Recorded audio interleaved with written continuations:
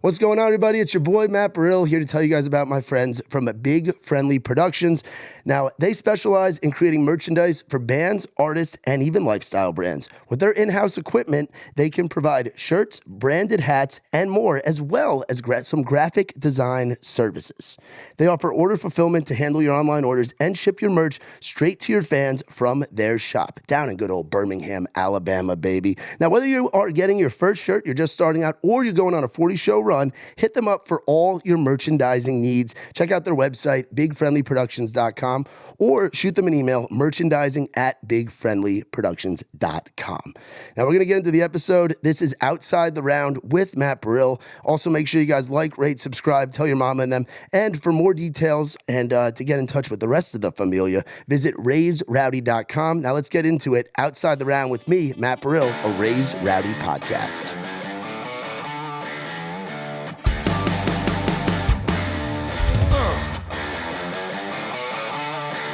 Come on.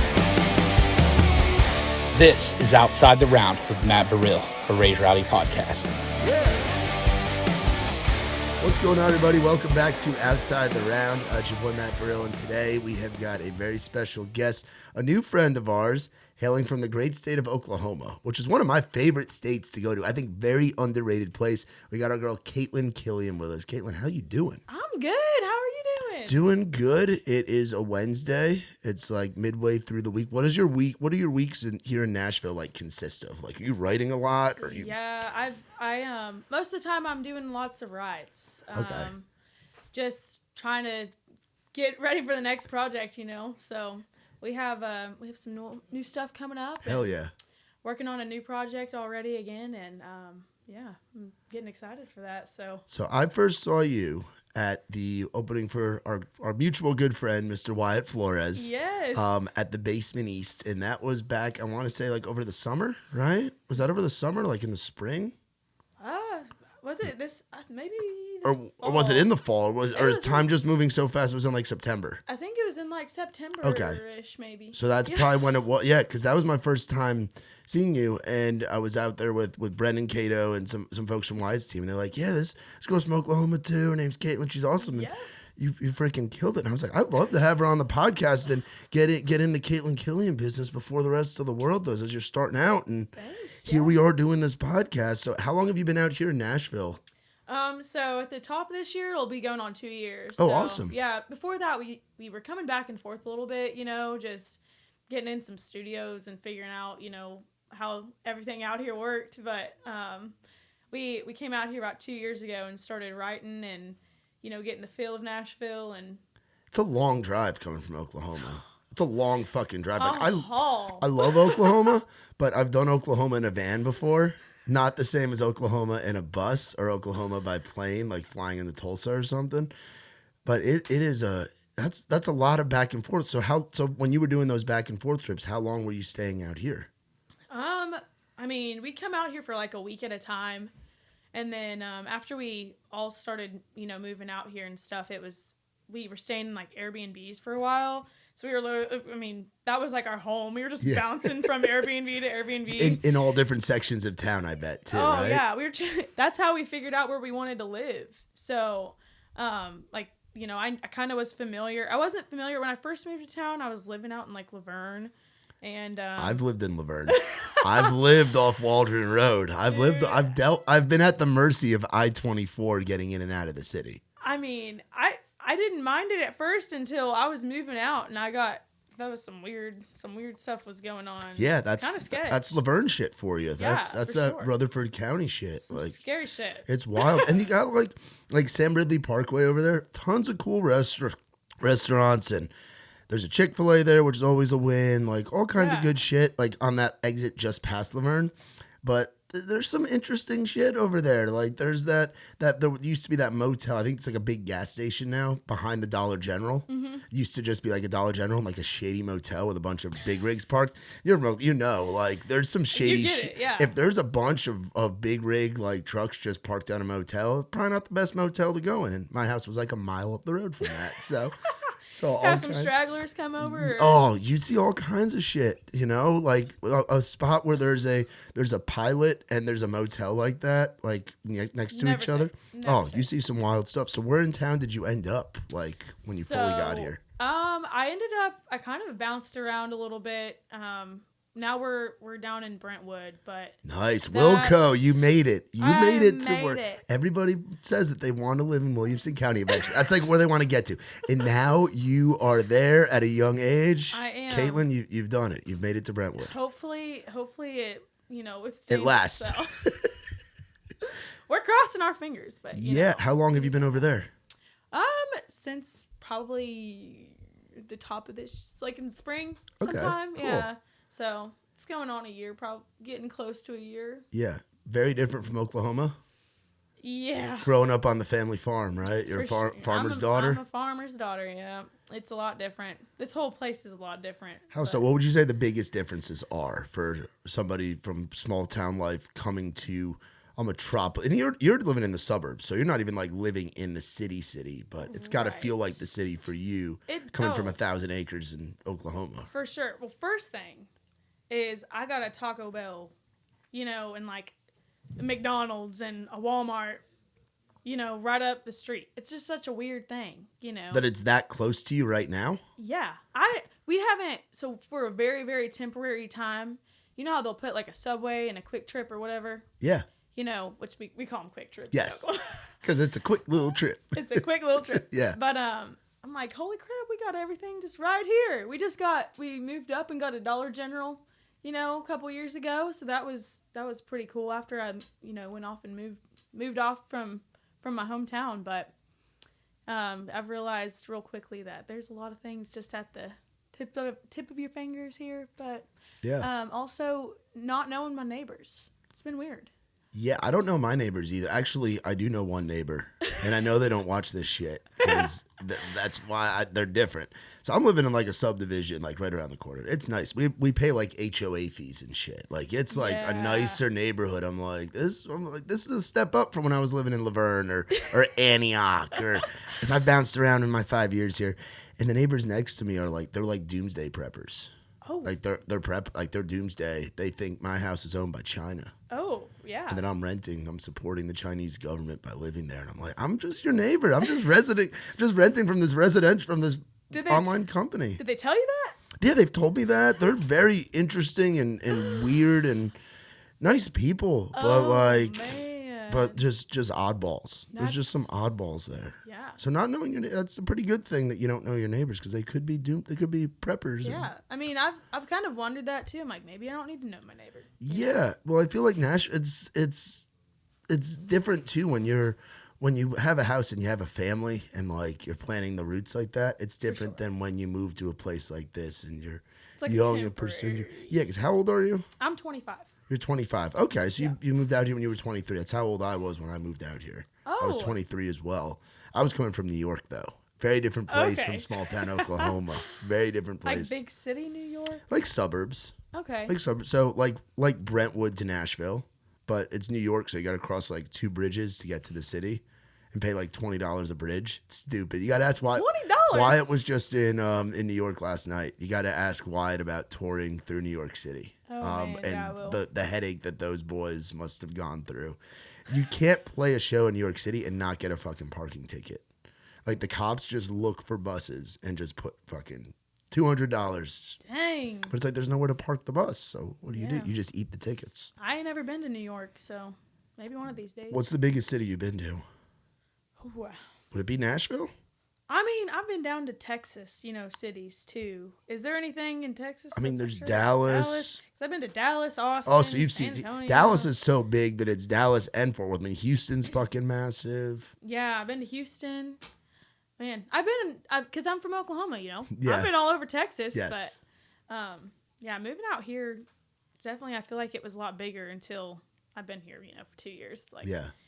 I mean, I kind of got it figured out. I can't believe I finally somewhat have it figured out. I don't always have to use my maps, So what I do, I label locations in my Google Maps app. That's genius. So I have all these fucking little blue flags in my Nashville map, like the city of Nashville. It's just that's just little blue flags. And it's friends that I haven't even talked to in like a few years, but just everybody that I've met over the last few years, like locations where I'm like, I just want to type in their name and it'll take me there.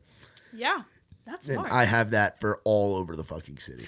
And I've been here 5 years and I still don't know my way totally around. I think just being able to live in a couple different places too has kind of made me more familiar, but that's been kind of shocking. I never had to wait to go anywhere either, you know? No, in Oklahoma. The traffic here is like absurd. Oh yeah, there's more people in this city than probably the entire state of Oklahoma. Honestly.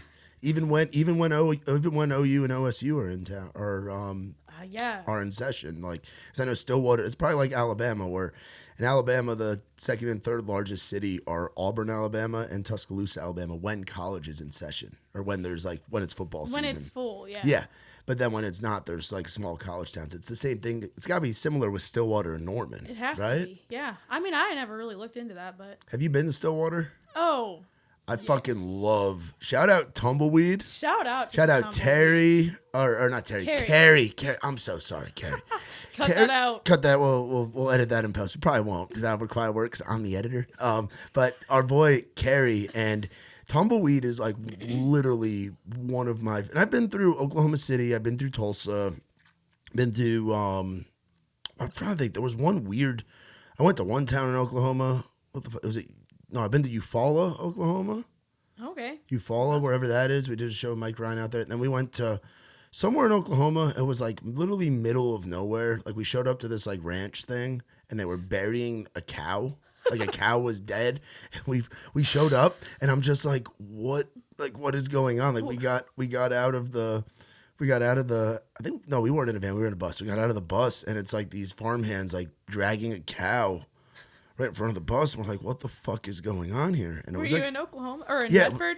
No, we were not in Medford. It was somewhere like west. Is that what? So Medford. What is Medford, Oklahoma like?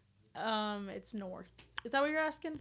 Like, what is it like? Like, how would you describe Medford, Oklahoma, to somebody like myself who hasn't been there, hasn't had the pleasure of going to Medford? It sounds like what you just explained. Oh, it sounds like farmhands dragging a dead cow somewhere. It's very small. I feel like we kind of have like. Even in my class, I was one of the only farm kids in my class, but I mean, it's just a big farming community. How many kids you graduate with? 17. Legit? Legit. Fucking 17 and kids? I grew up with like 2 girls in my class, counting myself. So it was just a whole class full of boys, and like even in like elementary school, because we all played sports too. Like basically, if you go to a small school, you have to play sports. You know. Yeah. There's not really an option. It's like you either play sports or. Like, how do you play sport? Or I guess there's more girls in other classes. Yeah. So we had like 6 on our basketball team forever. You had 6 people?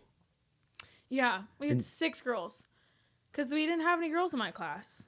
And you only have 5 on you're playing the whole fucking game. Oh, for sure. I used to be fit.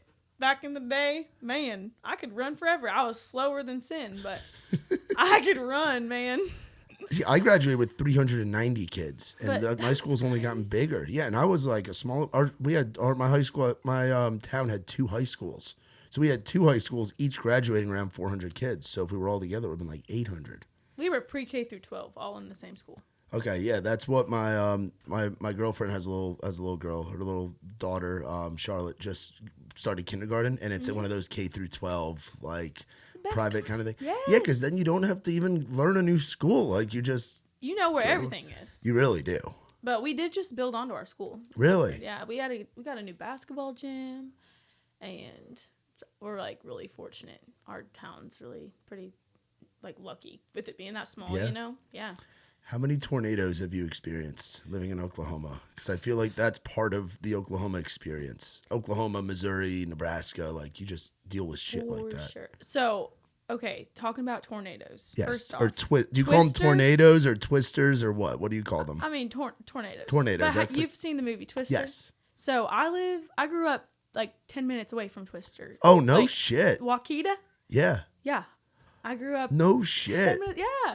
So that's been cool. Like, it's like nobody goes there because, it's really, really small. But yeah, I'm from Twister country. But I've only experienced probably it never hits Medford. Like the town isn't, well, as long as I've been living there, we've never been hit, knock on wood, you know. Yeah. But probably I want to say I was in like high school and a tornado did come through, and you know, I grew up out in the country and we didn't know if it was just like winds or a tornado. Yeah. But so we have the grain bins, and it picked up our small grain bin and like threw it. I don't know how it missed our house, but it went over top of our house and like onto the road.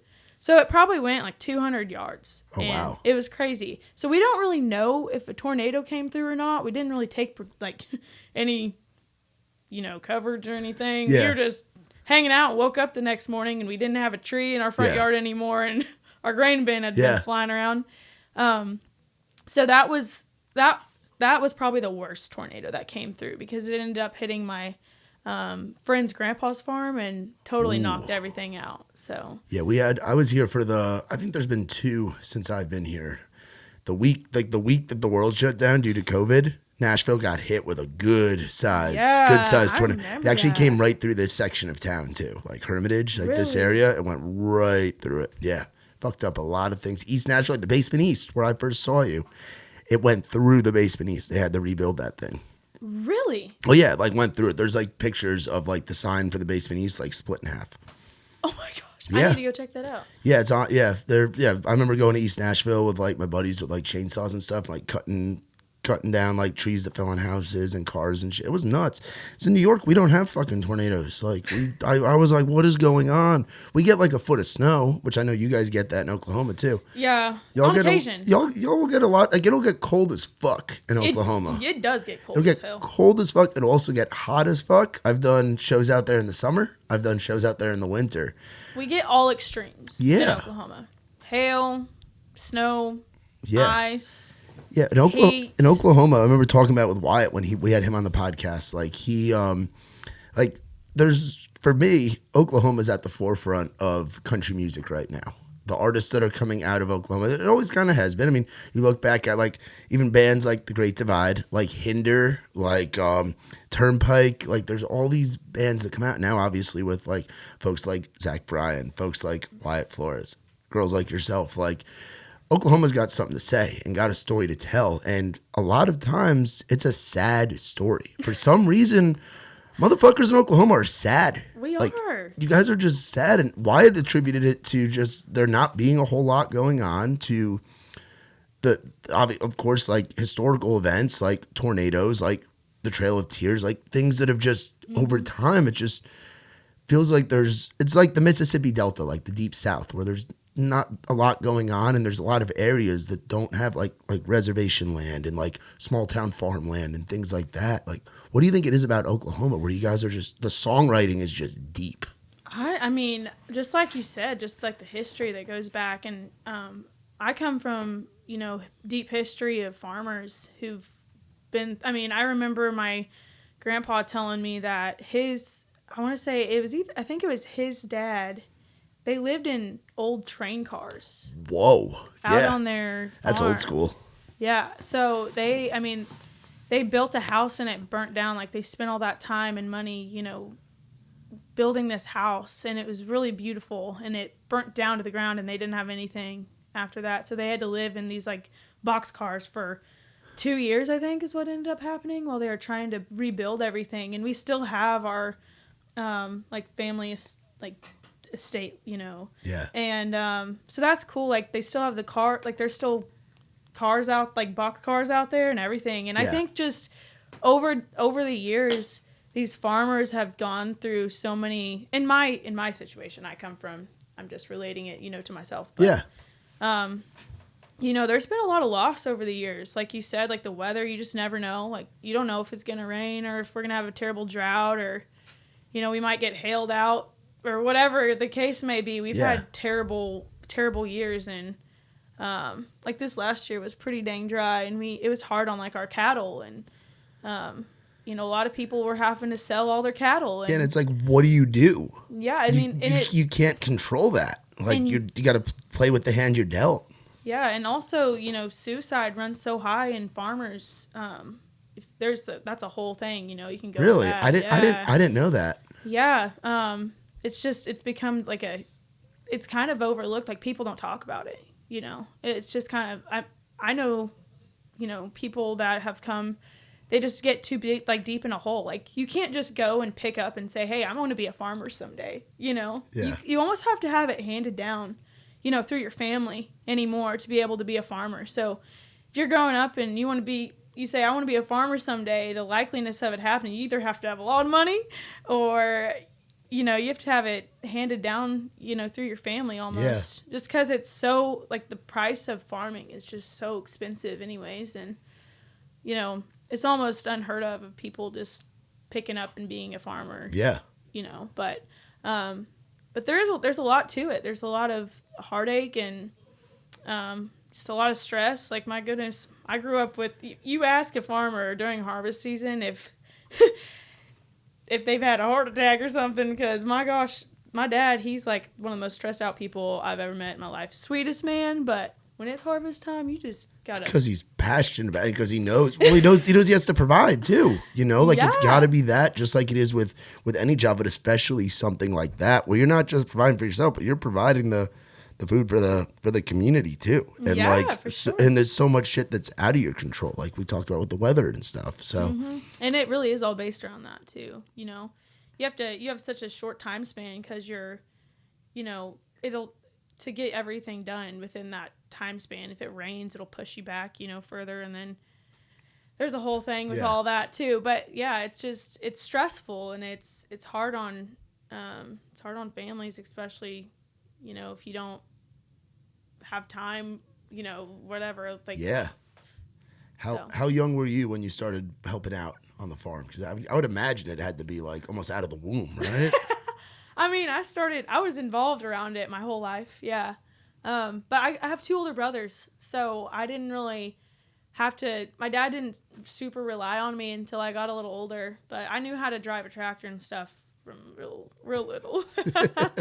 Like, we had to learn how to do all of that, so, but I was probably like in 16-ish whenever my dad started relying on me more.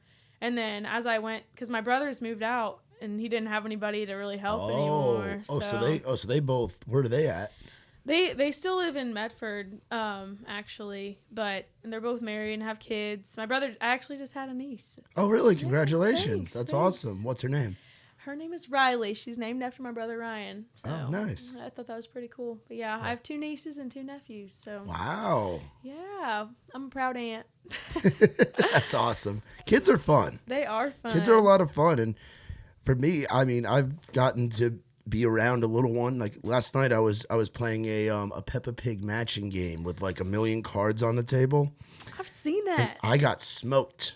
My girlfriend, she got like 20 match. She got like 8. There was so many freaking cards. It's a memory game, man. Yeah, and I don't have good memory. There's a reason I don't drink anymore, and there's a reason I like going out to Oklahoma. Y'all have some of the best stuff out there, if you catch my drift. Yeah, It's some good stuff. Yeah. But we were, but like being around a kid just changes things a little bit too. It really does. Puts it into like perspective. Like a few years ago, I was bouncing at a bar here in Nashville. That's how I got my start, was being a door guy at a bar on Broadway. And now it's like I'm in bed by 10 o'clock on a Tuesday night after helping put a little 5-year-old girl to bed. Like It changed. How old are your nieces and nephews? So you just had the newborn, the little baby. Yep, we have a newborn, and then we have, so my other niece will be 2 in December. Okay. And she was born the day before my birthday. Oh, awesome. Nice. So she's my little early birthday present. Yeah. And then I have 2 nephews that are little bonus babies, and one of them's 6, and I hate to get this wrong because I should probably know this, but I'm pretty sure the other one's 10-ish. Okay, so the boys. I'm sorry, don't. So the boys being a little bit. They're all siblings, or is that with each of your brothers? So the 2 boys and the newborn is with one. Okay. Brother, and then the other little girl that's about to be 2 is with my oldest and they're all brother. So those little girls are gonna have protection with those boys growing up in small town Oklahoma. I know they ain't got nothing to worry about. Nothing to worry about. They're probably gonna be. I already know my 2-year-old niece, about to be 2-year-old niece. She's a spitfire. Oh. So I don't think she has nothing to worry about. That's good. She's gonna be crazy. We love that. Runs in her blood. Yeah. So what was growing up on the farm and stuff, and growing up in small towns? What do you do for fun? out there? Because it's a world I don't really know. You know, I feel like that question was asked so much. Like once I got to college talking to my city friends, but I'm like, Where'd you go to college, by the way? I went to college at Northwestern Oklahoma State University in Alva, Oklahoma. So shout out to the Rangers, Rangers ride. Okay. But I also went to NOC and Enid, so Northern Oklahoma College, and I was in nursing school. So Okay. I dropped out of nursing school to do music full time in 2020. Wow. Bold move at a bold time. I know. I can't even. I cried for like a week because that stuff's hard, man. Yeah. I was like, I put a lot of time and effort into that, and it was a hard decision, but it was the best decision I've ever made. You got to do what you got to do. Oh yeah, for sure. Like you got to do. That's like what we're doing with the Raise Rowdy shit. Like we're gambling on ourselves and doing something where it doesn't feel like work. And then I have a brother that works on Wall Street in New York City, does very well for himself, but he's stressed all the fucking time. I have stresses too, but he's like, dude, you're literally living the dream, and you're getting to live your dream, getting the right songs and do what you want to do. Yeah, tell some stories and yeah, for sure. So what do you do for fun? Back to the original question. I'm sorry. Yes. Were you an ADHD kid, by the way? Oh, I still am. I am too. I am too. Let's go, baby. I need to get on something. I'm probably, I don't know. But, no, you're good. Yeah, I'll be all over the place. But we would just, drive out in the country or do, go hang out at somebody's house and, I don't know. We just kind of made our own fun, Like growing up as a kid, we used to have like a little bike gang, and we would all ride our bikes around town. Oh, the neighborhood bicycle gang. We were, and then once you get into high school, then that's you're either part of the good kid squad or the bad kid squad. Out of the 17 kids. Yeah, so you either try to hide the alcohol or, Yeah. I feel like I was kind of down the middle though, because my family's a little like we're a fun time, we like to have a good time and. I was a little bit rebellious, but I was a pretty good kid. What's a rebellious small town girl in Oklahoma look like? Like what's something rebellious? Because I feel like you can't get away with a whole lot in a small town. So because your parents all know each other. Like they all have each other's phone numbers. They know your teachers. They know the teachers. Yep. They know. I mean, they all grew up together too. Most of them. So it's like, I feel like my friends and I, we would be, we'd be like, yeah, well, you tell your mom that you're coming to my house. I'll tell my mom I'm going to your house, and hopefully they don't ask any questions. So you just had to take a risk. I feel like that was like the adrenaline, Yeah. So then we'd go do, rebellious things, like go run off to a party or something. And a party in a field. Yes. I'm imagining field parties or like desert a party where it's yes. Or on somebody's grandpa's ground somewhere out in the middle of nowhere or whatever. With a big bonfire. Yeah.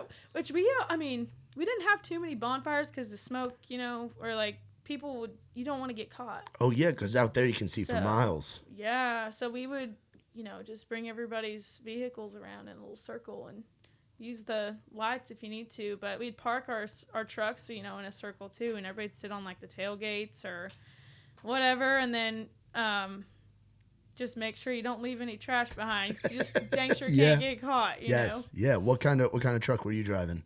I didn't drive a truck. And what was your first car? I do now though. I had a Ford Focus. Oh hell yeah! I was a Toyota Corolla kid. Oh heck yeah! I was a Toyota Corolla kid, so I was in that little sedan. Good gas mileage. I drove I definitely cruised the back roads with my little Ford Focus. Really? Oh yeah, she was an off-roader. Dust flying behind you. Straight off-roader. Hell yeah. I gave that thing some hell. What do you drive now? Because I'm in a truck now too. We've graduated the trucks. I drive a little Chevy truck that was my grandpa's. Oh, that's cool. I brought it out from Oklahoma. Her name's Candy.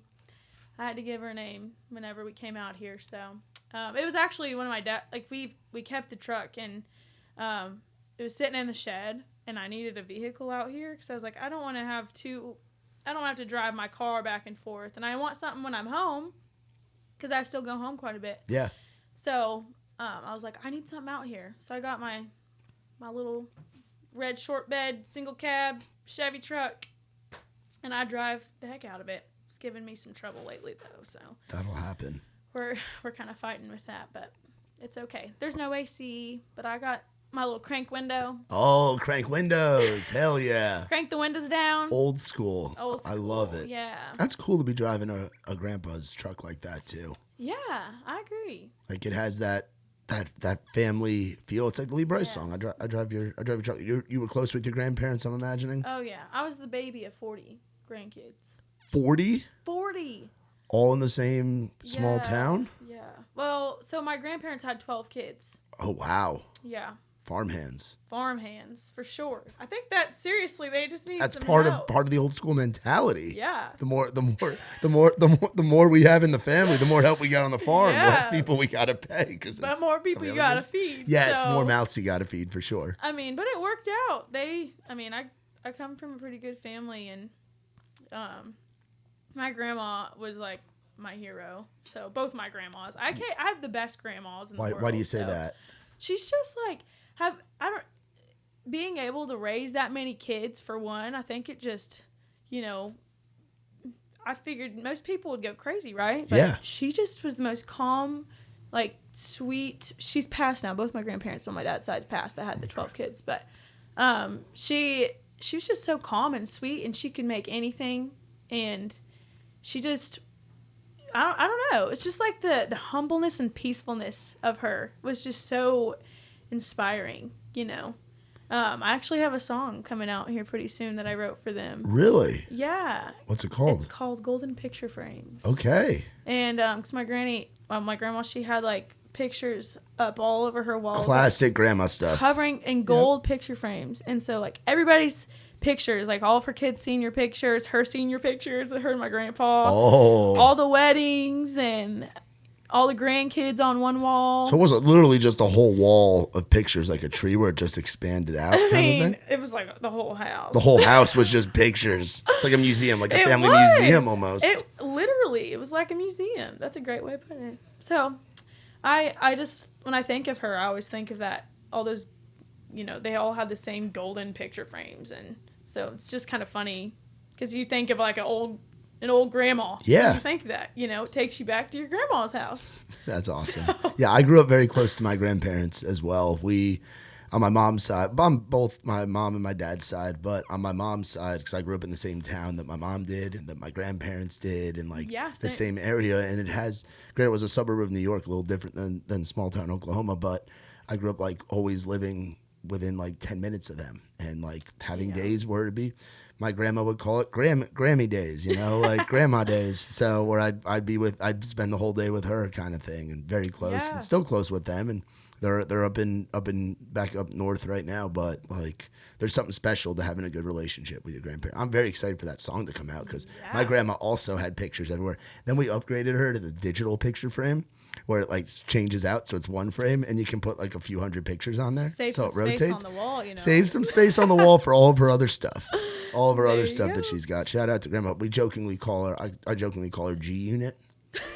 G Unit, and she's like the grandma out of if you've ever seen Everybody Loves Raymond. Yes, I used to watch that all the time. Yeah, she's like Raymond's mom. Like it's like she's a personality, just the curly hair.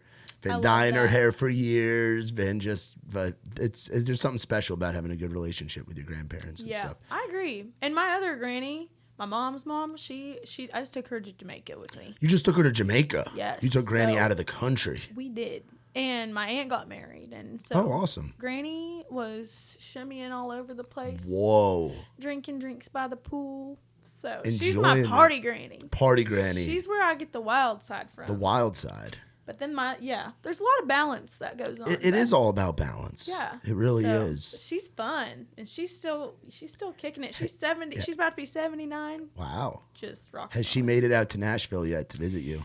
She's got to come out one time for a bachelorette party. Was it your sister-in-law? Your sister-in-law's bachelorette party. What was that like? Because you were out. I'm guessing you were involved in that as well. Oh, for sure. So we got the party. We had to do the whole, Nashville bachelorette thing. Did you guys do a pedal tavern or a party bus? We did a party bus. We got Granny on there. I got video of that. I might have to pull that out here eventually, but she's like just she dances, she has a fun time, has her drinks, and we even did the whole wig thing, and everybody was taking pictures with Granny out on Broadway. Of course, I'd be if I was at Whiskey Row when that had happened, I would have definitely I would have taken the picture with the Granny. Granny would have had all my attention. We need to bring her here sometime. We do. We need to bring Granny out for we need to have you play one of our Raised Rowdy nights. Yeah. And bring Granny out because Granny definitely raised you. That's the Granny that raised you rowdy. She you know? did. I mean, that's why I wanted to say something about that. 'Cause she did. Yeah. Yeah, like we talk about that and going back like the history of Raised Rowdy, like when Nikki T had first started it back in Pittsburgh, like back in like 2016, 2017. The artists coming up then were Luke Combs, Riley Green, Muscadine, all those guys. And their moms loved the concept of Raised Rowdy because they're like, damn right, we raised them rowdy. That's my mom. Yeah. She would say the same thing. Yeah, like so. we love that. And that's awesome. And we love seeing the balance of like, because I think of you, I think of like sweet farm girl from Oklahoma, don't know a ton about her. Your music fucking slaps. Love your music. You do a great job and you're still figuring it out and learning and growing. But you have this wild side too, and we love the wild side because that's what Raised Rowdy. You do. Did you go to a lot of concerts and stuff growing up? I mean, we did a little bit. My family likes the whole classic rock stuff, you know. So like, we'd go to all the old, you know, rock shows. Like who? I mean, we went to like a ZZ Top thing. I remember at all the casino shows. Oh yes, you go Choctaw Casino. Yeah. Yes. You know. Casinos are fun. I love that you guys have slot machines in the damn gas stations. That was always one of my favorite things to do touring through Oklahoma. I know. It's weird not having casinos out here, too, I know. by the way. Like, well, there's one. Have you been to the one in Kentucky? Uh-uh. There's one right over the border. I heard. Like 30, 40 minutes outside of Nashville. You cross the border, boom, casino. That's what my day-to-day manager is from Kentucky, and she's telling me about that. I actually took her to her first casino in Oklahoma. Ooh. So that was kind of fun. Yeah, the Oklahoma casino scene is different. Choctaw's cool. Yes, it is. I'm trying to think too of who else. I'm like off the top of my head. You're like ZZ Top. That's a pretty cool one. Yeah, it was so funny. I mean, this isn't really that funny, but it was funny to me just because I had never seen this before. They had like medical assistants on the side of the stage. Whoa. They had like medical help for Billy Gibbons and those guys. And I was like, what is going on? I'm like, please, nobody have a heart attack. Yeah. Or, you know. Yeah. Oh my gosh, but it was just I had never seen that. But they were like on call, you know, yeah, like side stage on call. Yeah, that's crazy. I remember one of the first shows because I worked in radio for a long time. That's kind of how I got my start doing this media stuff. I was a radio guy, and the last station I worked for was called Magic 98.3. Their slogan was "Today's hits, yesterday's favorites." Magic 98.3. I still got the radio voice. Yes, you do. I was say that. But it was like soccer mom stuff. So it was like oldies mixed with like Taylor Swift, Bruno Mars, a lot of Bon Jovi, a lot of Bruce Springsteen because it was in Jersey, a lot of Charlie Puth, a lot of Jersey guys. But one of the first contests that I remember, because I worked on the promo team and did the intern thing, was a Paul Anka concert. I don't know if you know who Paul Anka is. I mean, yeah. So I didn't really know who he was, and then I told my grandparents about it. My grandma and grandpa were like, oh my God, Paul Anka. They were like freaking out. It was like this old guy that used to do, it was like Wayne Newton kind of stuff, like out in Vegas. And I remember going to that show, and we had to do like the prize wheel and like all like the radio shit. And just these old people, it was a lot of walkers, like helping people with their wheelchairs, like wheeling people in. That's the concerts I used to go to. They were all like old people getting wheeled in wheelchairs. Yeah. What was your first like country concert experience? My first country concert experience would have had to have been in high school. My mom took me to a Casey Musgraves concert at Kane's Ballroom in Tulsa. What a show! Oh, shout out to you, Mom, for taking Kaitlyn to a Casey Musgraves show. I was so excited. At Kane's too. Yes. Legendary place. Legendary. I mean, because I didn't really go to a whole lot of concerts growing up. You also didn't have a ton going on. No, we didn't. I mean, and my family's they're not big into going out like that anyways or do anything. Yeah. We're kind of boring. But we had fun, like, at home, but we didn't really like go out to shows or do anything like that. But once I got into high school, I started going out to Calf Fry, so also shout out again to the Tumbleweed. Calf Fry is I'm bummed because I want to get out to Calf Fry so bad. So something that Carrie and I think it's Miss K who's out there, the crew at Tumbleweed, every time we would go out there, particularly when I was out there with Trey Lewis, who's a regular out there, he usually does one or two shows a year out there. They hook us up with leftover merch from the different festivals. So like I have an Outside City, an OCL shirt. I have Cap Fry shirts from like the last few years. Like every time we go out there, they hook us up with different merchandise and stuff. So I have a bunch of Cap Fry merch, but I've never been to a Cap Fry festival. Oh, and but it's always the same time of year as the Key West Songwriters Festival, which we go down to and we host happy hours at for Raise Rowdy. Like that's a big week for us. So what I think we're going to do this year, what we're going to try to do, we have a guy, Sam, who used to live in Stillwater. He's from Cincinnati originally, but he was in the military and then lived out in Stillwater. He's big into that scene of like the Austin Meads, the Co-Wetzels, the Mitchell Fergusons, the Gannon Furmans, like that whole world. Texas scene. The Texas, Oklahoma, the Red Dirt scene. Red Dirt. So I think we're going to try to send him out to Cap Fry this year to experience it for us while we're down spending way too money at the beach. You have to. You have to. It used to be wild. Like we used to all tailgate right next to it, but they've kind of had to shut that down within the past, few years. But while I was still in school and, in my prime, we had some rowdy. We'll talk about rowdy. We had some rowdy. I bet. Rowdy times. I bet. I want to get Nikki T out to Stillwater because Nikki's never done Oklahoma or Texas.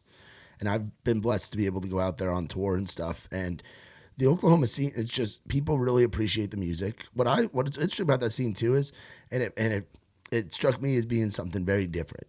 The dancing culture out there. So it's like you go and play a show, Tumbleweed not as much, but like you go to different venues. And people, like, usually you go to a show in the South, it's like a rock show. People are in the crowd, standing in the pit, and then it's going back from the barricade. You go to a dance hall, people are all around the side. The sides are packed, and then the dance floor is empty.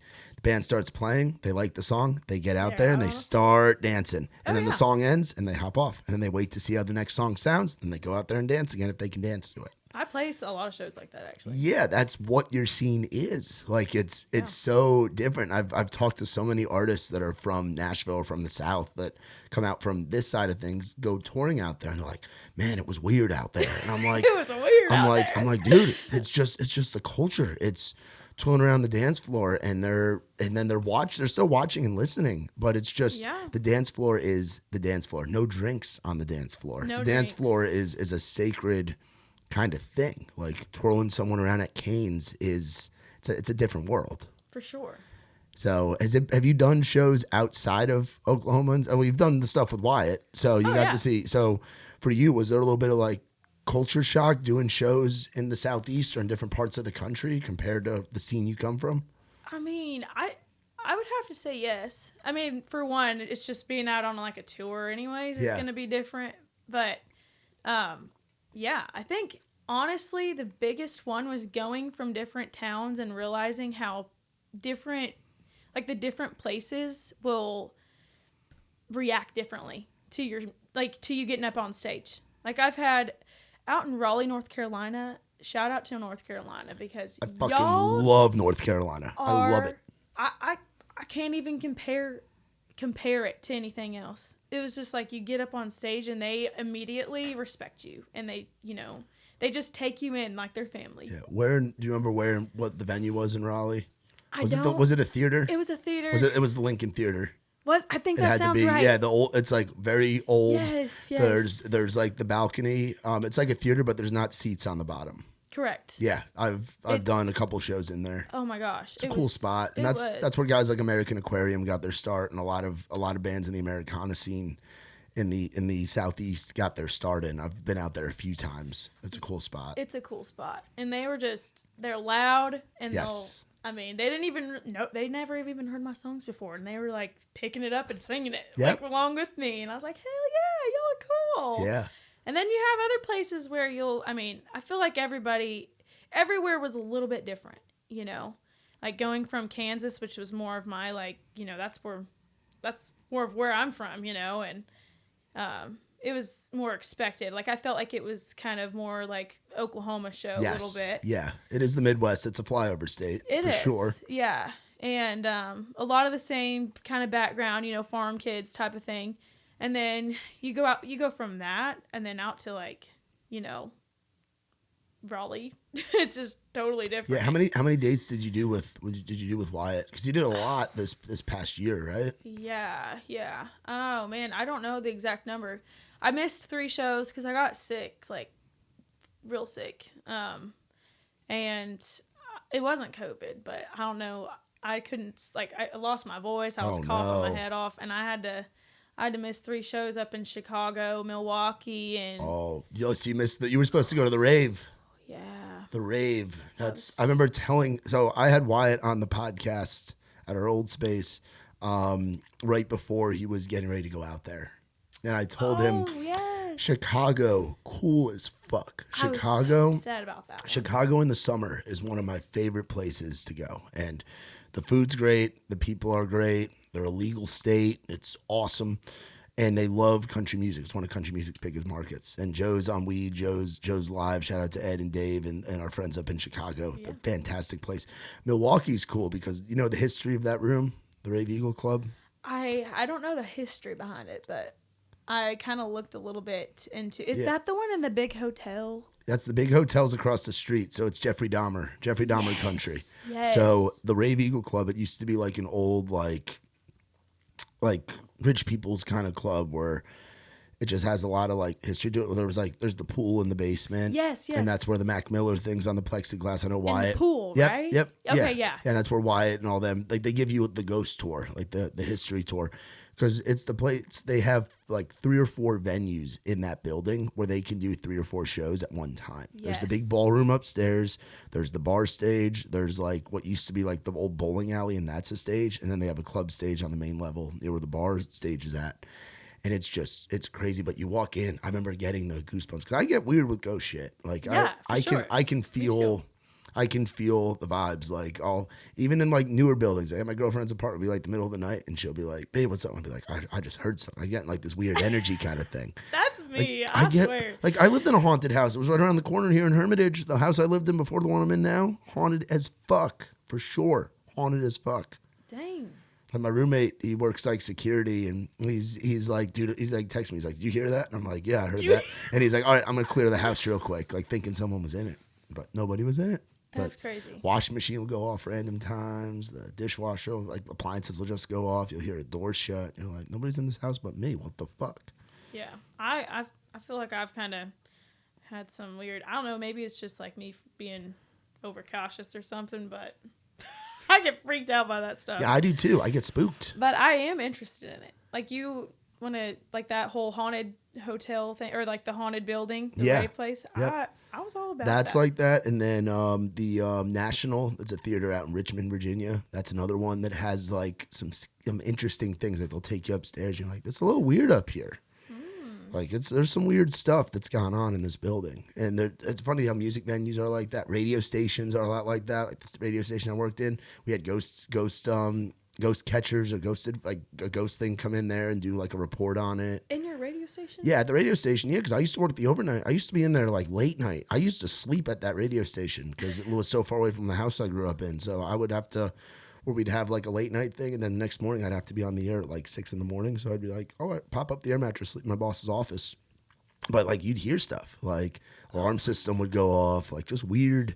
You'd see shadows, like you'd be in like the main studio, and then you'd look over to the window, and then you'd see like a shadow in the room, like just weird stuff. And you're the only one in the building, like weird shit. It's a no for me. Yeah, exactly, exactly. So you got golden picture frames. Yes. Coming, and then I got 3 songs coming. 3 songs coming. I'm about to drop an EP. You're about to drop a whole EP. I am. Fuck yeah.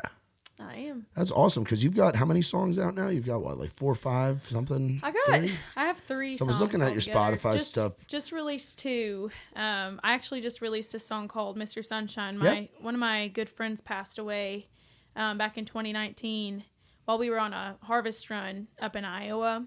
And so I wrote a song for her and released it on her 30th birthday this year. Oh. So I got to do that. That was pretty cool. Yeah.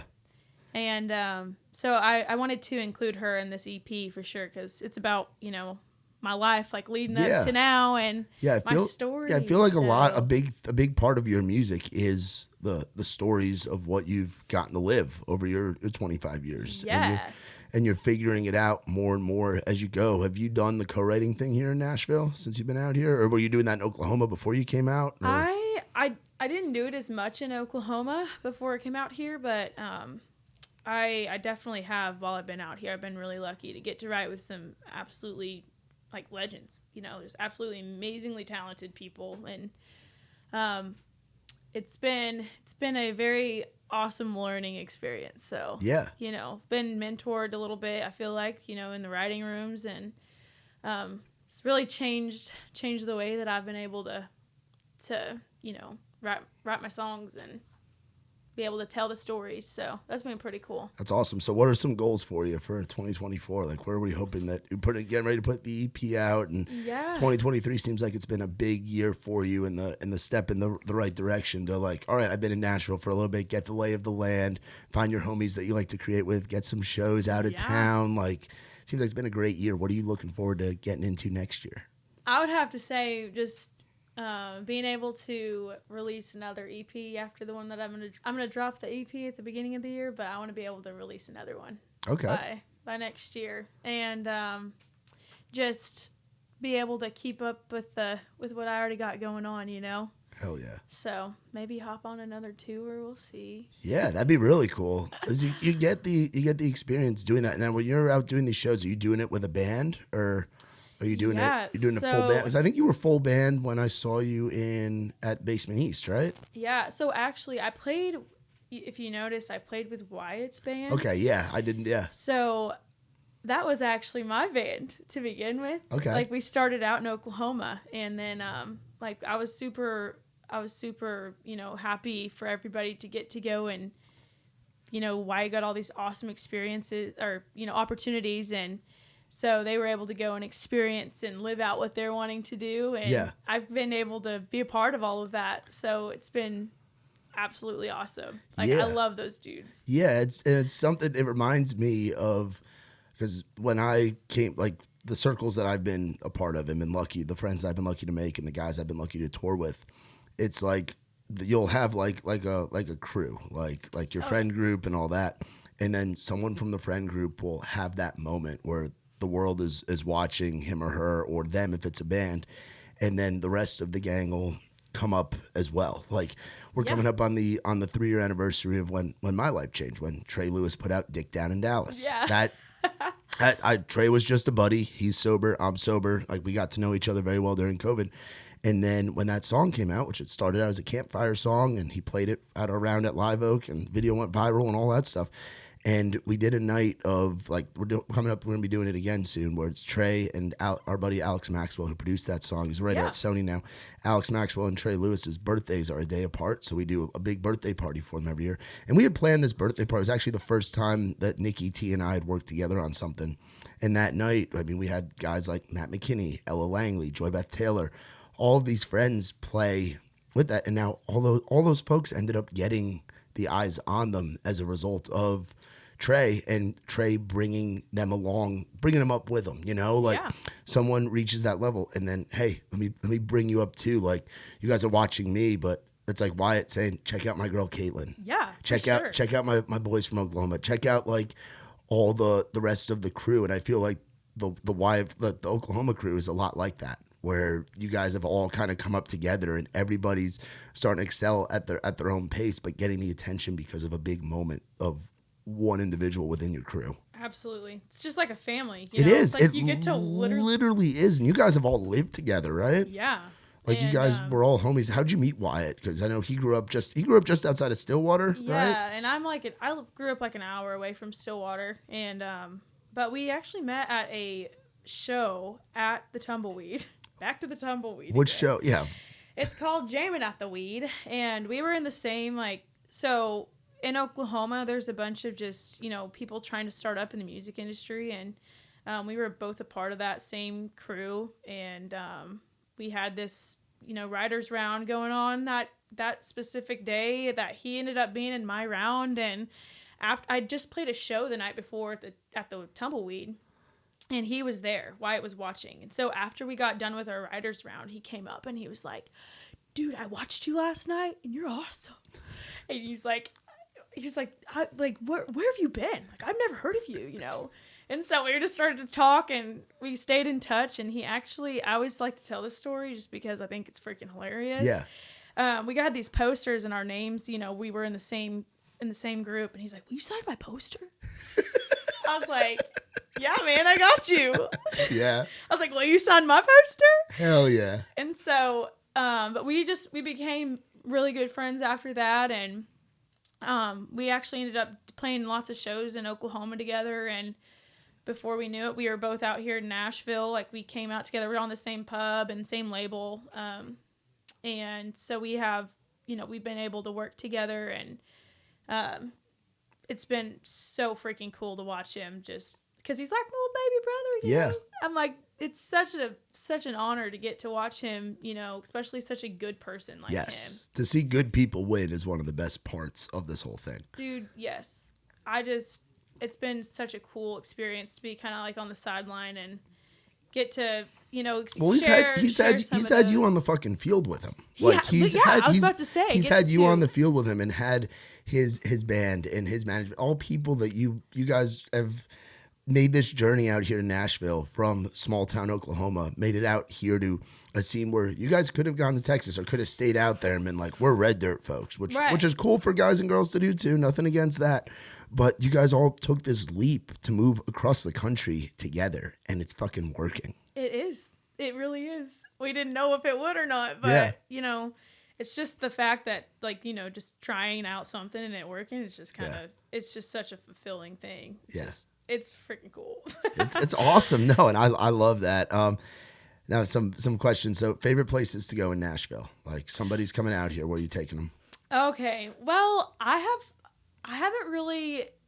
I'm not one to, like, go out a whole lot and check it out, but whenever I've been, like, when I bring friends to town, I have a couple of spots. Like, of course, everybody needs to go experience Broadway. If you come to Nashville, you have to at least experience it. Yeah. During the day. At nighttime, it's crazy. Yes. But also Old Smoky. Yeah. Like 5th and Peabody.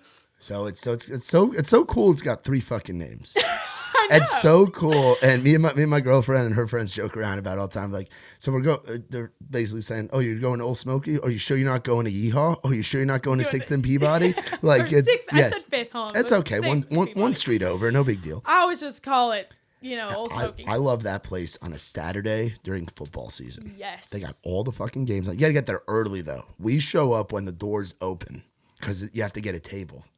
And it's so fucking crazy in there. But they got everything. They do. Food. They got games. They got drinks. Daddy's dogs. Daddy's dogs. I know. Oh, man, Daddy's dogs. Don't get me started. What's your order? I love me a hot dog. I don't even remember. I've only had it like one time. Okay. But it changed my life. We used to get those on Broadway all the time when I was working down there. You'd get done with your night shift, and then the hot dog guys would give you free hot dogs. It reminds me of Stillwater. Yeah. They got a little hot dog stand in Stillwater that we all, like, would make a line. Yeah. It's like half a mile long, just waiting for a hot dog. Yeah. So you like so Broadway, Old Smoky, 6th and Peabody, Yeehaw, all one place. And then, of course, like I don't know.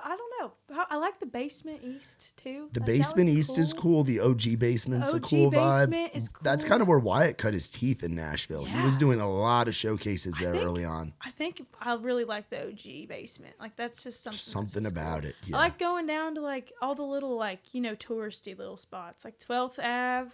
12 South. Yeah. 12 South. Have you eaten at Urban Grub yet?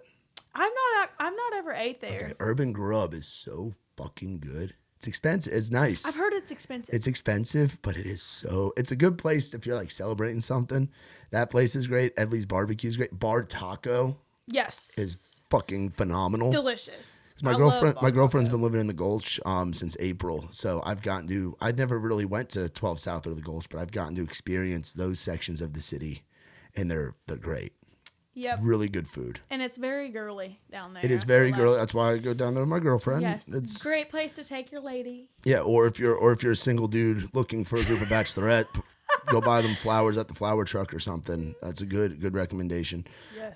If you're on the road or you're driving back to Oklahoma, you pull into a Love's. What are you getting? I got me an order. You got I an actually order? made a TikTok about this. Oh, really? Yeah. I didn't know this. So, I know this. Some people think it's gross, but I'm like obsessed with corn nuts. Ranch corn nuts. Corn nuts. Yes. Like what are like? Is it like they sell them by like the bag? Like it's like a corn. What? I don't know. You I've don't never know had what corn nuts are. No, maybe we call them something different. I don't know. I've never had No, corn. they're definitely called corn nuts. Corn nuts. Yes. So corn nuts, and then I like sweet and spicy Doritos. Okay. Purple bags. You're a purple bag girl. Purple bag girl. Okay. I just on occasion I'll get some candy, but they didn't have the candy. I don't know. I feel like they don't have them out as often. It used to be a big thing when we were kids. I feel like the little mini sweet tart things. Yes. Yeah. Ball deals. Chewy sweet tarts. Yes. I love them. And I don't know, like a Diet Pop or something. Okay. You just told me you're from the Midwest without telling me you're from the Midwest. You just said a Diet Pop. We say soda. Soda. Diet soda. Soda. SODA. Soda. We don't say all that pop stuff. I don't know. I feel like I say both. You say Pop both? soda. Pop soda. Pop soda. It's like pop country, pop soda. That's awesome. Well, Kaitlyn, I appreciate you coming on. It's been fun to like get to know you. Like I like doing podcasts with guys and girls that I know of them and I've seen them play and like met them like very briefly, but like getting to know you on the podcast is like the best way to do it. Yeah. It's fun. I love this. It's a lot of fun. And I'll invite you to this. I don't know when you're going back because I know you go back to Oklahoma a lot. We're doing our Raised Rowdy Christmas party. Have you ever been to the Rusty Nail? I haven't. So it's out here in Hermitage. Okay. It's a dive bar. I used to live real close to Hermitage. It's a dive bar. It's a lot of fun. It's a place where you get $3 beers. They got a beach volleyball court in the back. Okay. They'll do midget wrestling out back. Hell yeah. Occasionally. They'll do bike nights during the summer on Fridays. We do writers rounds there and stuff, and then they'll even do fucking drag shows on the weekends. Like everybody, Fun. everything goes. They have like fried food, and they're really good people. We're doing our Raised Rowdy Christmas party there, December 13th. It's a Wednesday. Perfect. If you're in town, I'll be here. Bring the whole game. It's come as you are. Come with whoever you bring. We're doing a toy drive with it. You bring a toy, you get a free draft beer. Oh, awesome! It's Raised Rowdy, and then we're not having anybody play like no like rounds or anything. We're doing karaoke the whole night.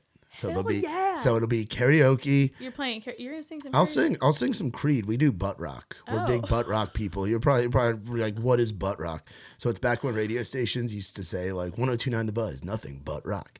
So it's like 90s and 2000s rock. So it's like Hinder, Creed, Nickelback, Limp Bizkit, Korn.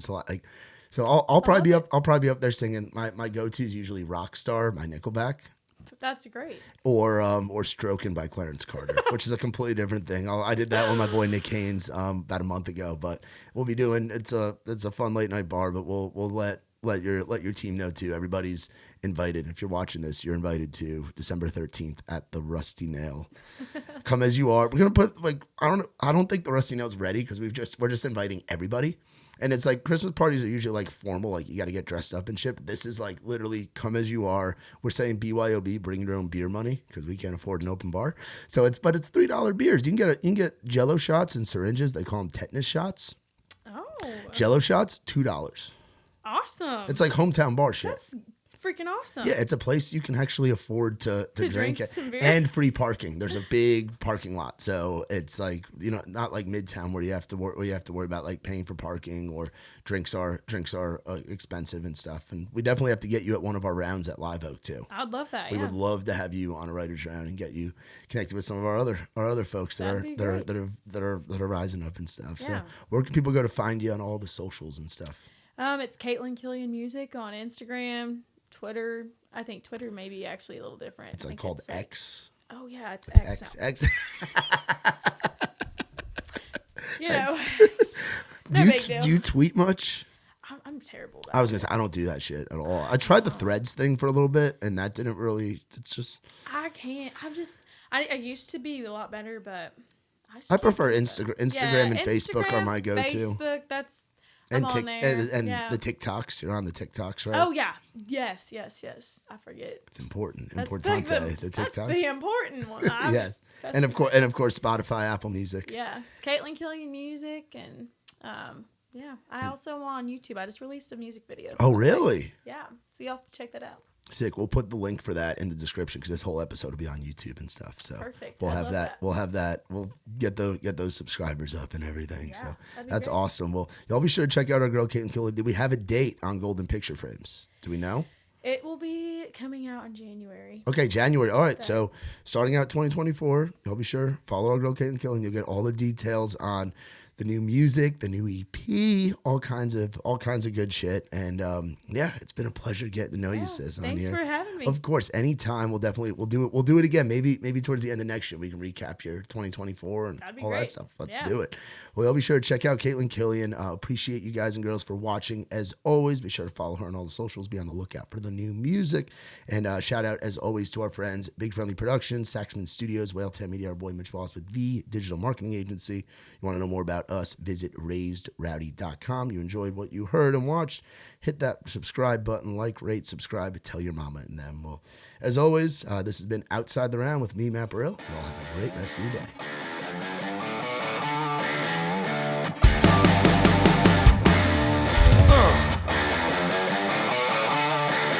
Come on.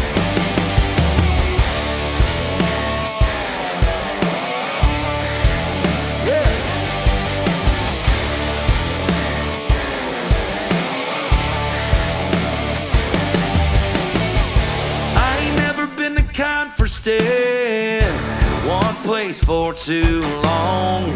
I ain't never been the best at saying I love you to a girl I love.